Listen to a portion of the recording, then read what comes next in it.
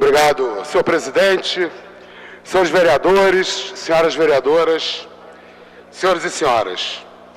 Hoje é o Dia Internacional das Mulheres, uma data comemorada desde 1911 e que foi proposta no dia 26 de agosto de 1910 na Conferência Internacional das Mulheres Socialistas pelas militantes feministas e comunistas, a alemã Clara Zetkin e a russa Alexandra Kollontai. O primeiro Dia Internacional da Mulher foi comemorado no dia 19 de março de 1911 e, posteriormente, a comemoração passaria a ocorrer no dia 8 de março. O Dia Internacional da Mulher foi criado como uma jornada anual de manifestações pelo direito de voto para as mulheres, pela igualdade dos sexos e pelo socialismo. Hoje, 115 anos depois da comemoração do primeiro Dia da Mulher, o dia continua sendo uma data de luta, uma data de mobilização, uma data de construção da emancipação das mulheres. É um dia para se exigir políticas públicas como creche, atendimento pré-natal, redução da mortalidade materna, redução do parto cesárea, prevenção da gravidez na adolescência, enfrentamento à violência contra as mulheres. É dia de lembrar que a violência sexual é a que mais atinge as mulheres. É dia de denunciar a comercialização do corpo da mulher pelos meios de comunicação. Agora, nosso prefeito, Eduardo Paes, parece que arrumou um jeito bastante inusitado de marcar o dia 8 de março de 2016. Hoje pela manhã, na Vila Autódromo, a casa da liderança da senhora Maria da Penha foi derrubada pela Prefeitura do Rio de Janeiro. Hoje, no Dia das Mulheres, Maria da Penha, símbolo da luta das mulheres do Rio de Janeiro, receberá a medalha de Mulher Cidadã na Alerj. E esse foi o dia escolhido pela Prefeitura do Rio de Janeiro para demolir a sua casa na Vila Autódromo. Depois de várias semanas em alerta, na manhã dessa terça-feira, a tropa de choque enviada pela Prefeitura, de forma covarde, promoveu mais esta ação ilegal na Vila Autódromo. Penha sempre destacou que, independente de valores, sua casa e sua comunidade não estava à venda. Após realizar a mudança para a igreja local com a sua família, Penha estará na porta do Palácio da Cidade, em Botafogo, agora às 16 horas, para uma entrevista coletiva. O prefeito Eduardo Paes, sem nenhum diálogo com os moradores, prometeu falar hoje com a imprensa sobre a urbanização da vila às 17 horas. E tudo indica, que mais uma vez o prefeito vai cometer uma ilegalidade. Vai apresentar um projeto de reurbanização que não passou por debate com a comunidade, não foi objeto de audiência pública, como determina a lei. Mas o prefeito não está preocupado em obedecer à lei. A violência contra a mulher continua sendo muito grave no Brasil e no mundo. O 180, que é o DISC da violência contra a mulher, recebe uma denúncia a cada 7 minutos.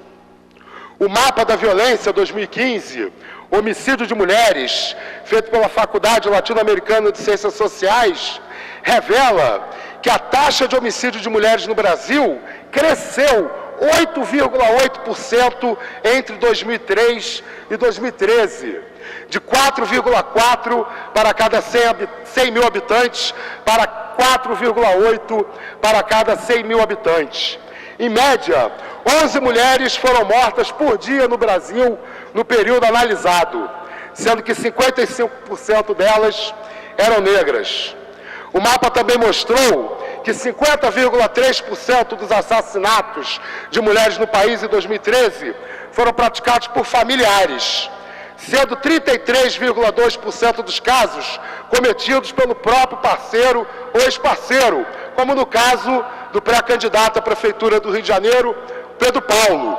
Na Prefeitura do Rio de Janeiro, o prefeito Eduardo Paes, ao manter o Pedro Paulo como candidato a prefeito do Rio de Janeiro, nesse cenário de aumento da violência, colabora para que os homens violentos se sintam impunes. Afinal de contas, eu posso espancar minha mulher e ser candidato a prefeito da cidade do Rio de Janeiro.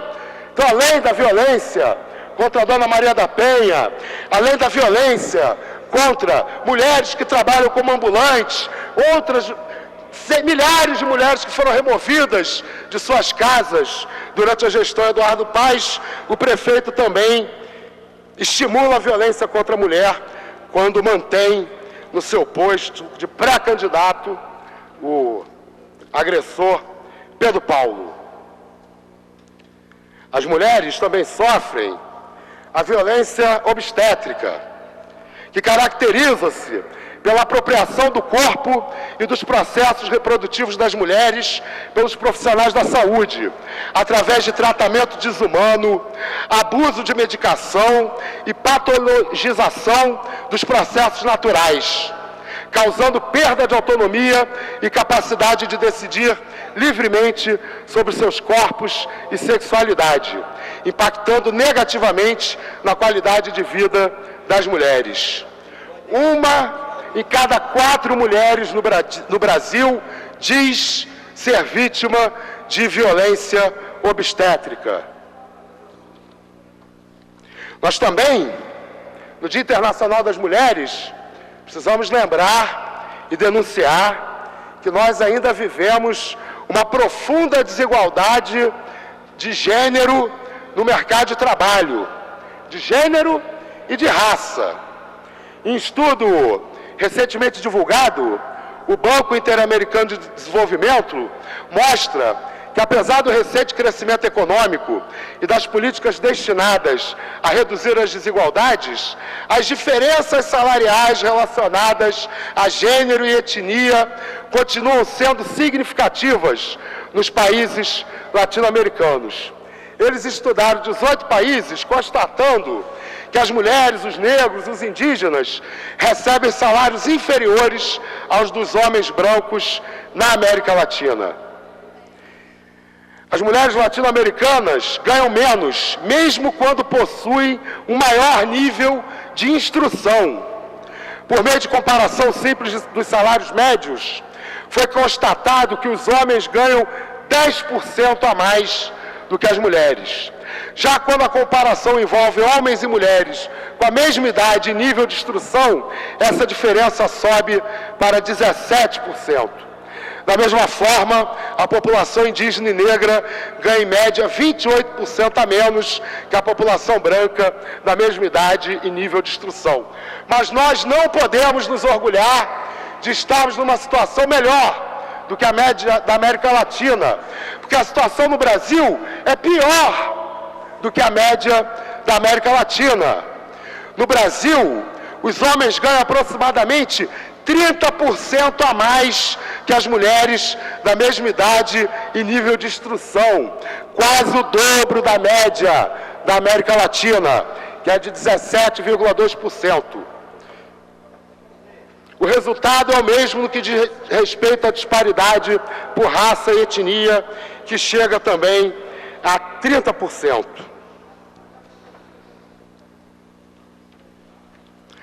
Um outro tema que não podemos deixar de abordar quando debatemos, quando falamos sobre o Dia das Mulheres, é sobre a legalização do aborto. No contexto político que nos encontramos, lutar pelos direitos da mulher é uma urgência, pois apesar de algumas importantes conquistas, como a Lei Maria da Penha e a Lei do Feminicídio, quando o assunto é a segurança e a autonomia das mulheres, a política brasileira está mais próxima de retrocessos do que de avanços. Um grave exemplo de retrocesso político é o projeto de lei 5.069 de 2013, projeto de lei de autoria do atual presidente e réu do Supremo Tribunal Federal, da Câmara dos Deputados, Eduardo Cunha, que criminaliza métodos de impedimento à gravidez e a prestação de auxílio ao aborto por parte de profissionais da saúde. O PL 5069 afeta principalmente as vítimas de violência sexual, pois demanda a supressão do artigo que define o crime de estupro como qualquer forma de atividade sexual não consentida, e dessa forma impõe a obrigação de exame de corpo de delito para comprovar a violência sexual. Essa proposta, portanto, nada mais é do que um meio de dificultar o acesso ao aborto legal e o atendimento às vítimas de violência sexual, que foi regulamentada pela Lei 12.845 de 2013. Ou seja, ela restringe ainda mais os direitos da mulher brasileira. A situação se torna mais alarmante diante da atual epidemia do vírus Zika e sua possível relação com casos de microcefalia. Em novembro de 2015, o diretor de Vigilância de Doenças Transmissíveis do Ministério da Saúde, Cláudio Maierovitch, recomendou que as mulheres brasileiras adiassem seus planos de gravidez, recomendação que ignora a realidade brasileira, na qual a maioria das gravidezes não é, de fato, planejada. Ao propor tal medida, o diretor não leva em consideração a vida das mulheres, carentes de acesso a meios contraceptivos e ao direito ao aborto seguro e legal. Além disso, não reconhece que muitas gravidezes não são escolhidas, mas frutos de violência sexual, muitas vezes cometida pelos maridos. Essa situação só expõe o quanto os corpos das mulheres são controlados pelo governo e pelas igrejas que negam nossa autonomia. Até esse momento, não há realmente medidas para auxiliar as mulheres grávidas ou mães de crianças com microcefalia.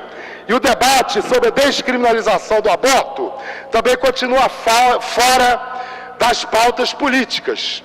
Assim, enquanto o poder público negligencia sua responsabilidade, o dever de se precaver, mais uma vez, recai sobre os ombros das mulheres. Em função desse cenário preocupante, muitas mulheres, temendo as possíveis consequências, estão interrompendo suas gravidezes através de abortos clandestinos. Mas enquanto as mulheres de maior poder aquisitivo gastam até R$15 mil para realizar esse procedimento, as mulheres pobres se submetem a situações de maior risco e muitas não sobrevivem. Na realidade, os abortos clandestinos matam milhares de mulheres brasileiras muito antes da epidemia do vírus Zika.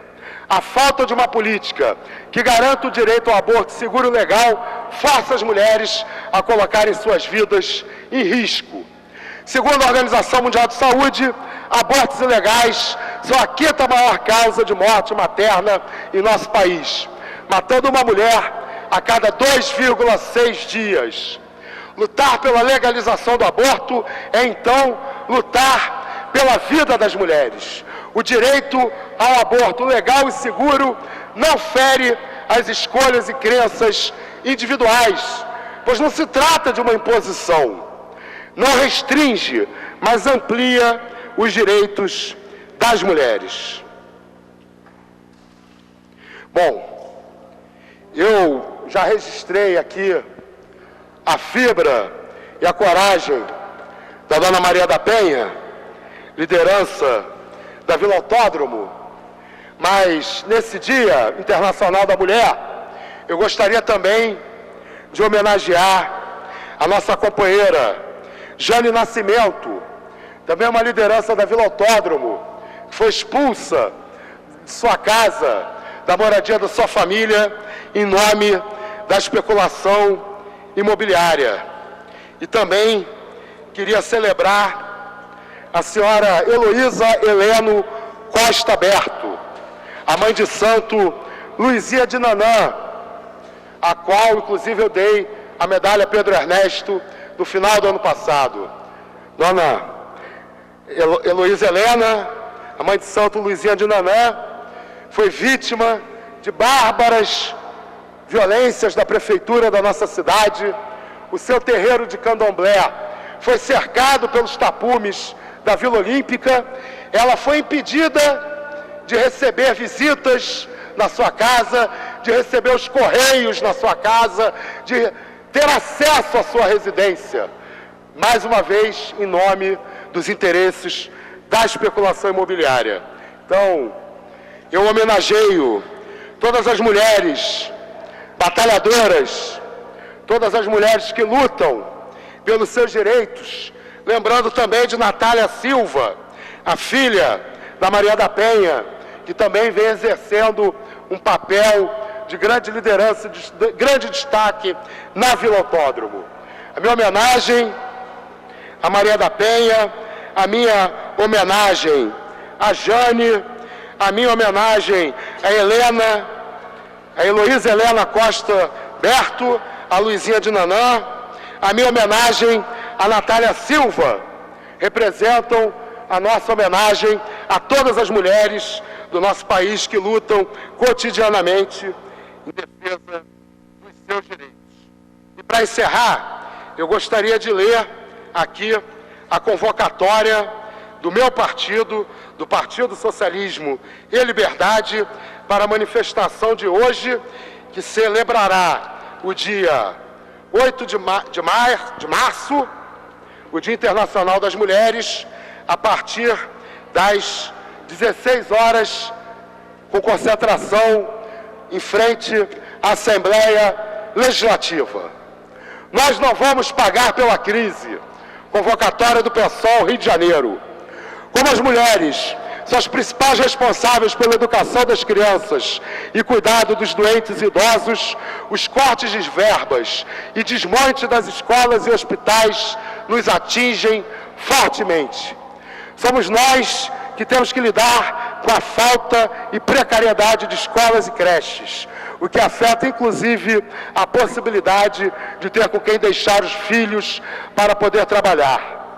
O aumento do preço dos alimentos, a falta de moradia, o encarecimento dos aluguéis e a segregação territorial nas cidades nos afeta diretamente, já que somos responsáveis pelo cuidado com a família.